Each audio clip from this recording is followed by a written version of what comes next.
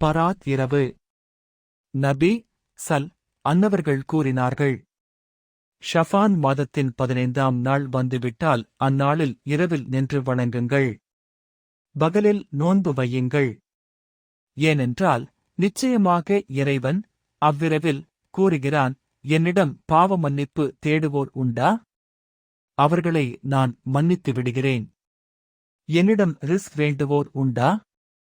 அவர்களுக்கு ரிஸ்க் தருகிறேன். என்னிடம் கேட்போர் உண்டா? அவர்களுக்கு நான் வழங்குகிறேன். சுபஹ் தொழுகையின் நேரம் வரை இவ்வாறு பலவற்றை சொல்லிக் கேட்டுக் கொண்டே இருப்பான். அறிவிப்பவர் சையதுனா அலி ரலியல்லாஹு அன்ஹு. நூல்கள் இப்னு மாஜா 1388, இமாம் பைஹகி ஷுஃபுல் ஈமான் 3822. அந்த இரவில் உறுதி செய்யப்பட்டு ஒவ்வொரு காரியமும் பிரித்து தெளிவு செய்யப்படுகிறது. அல்குரான் 44:4.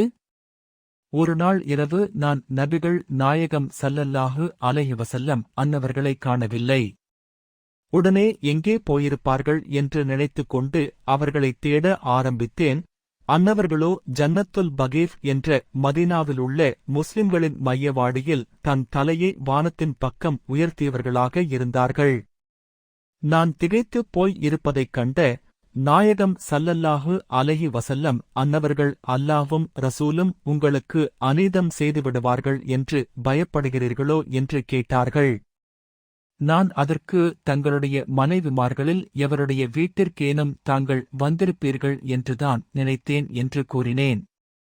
அப்போது நாயகம் ஸல்லல்லாஹு அலைஹி வஸல்லம் அன்னவர்கள், நிச்சயமாக அல்லாஹுதாலா பராத்துடைய இரவாகிய ஷஃபான் மாதத்துடைய 15வது நாளின் இரவில் முதலாவது வானத்தில் இறங்கி பனி குலைப் என்ற கோத்திரத்தார் வைத்திருக்கும் ஆடுகளினுடைய முடிகளின் எண்ணிக்கையை விட அதிகமான ஆட்களுக்கு பாவங்களை பொறுத்தருள்கிறான் என்று கூறினார்கள்.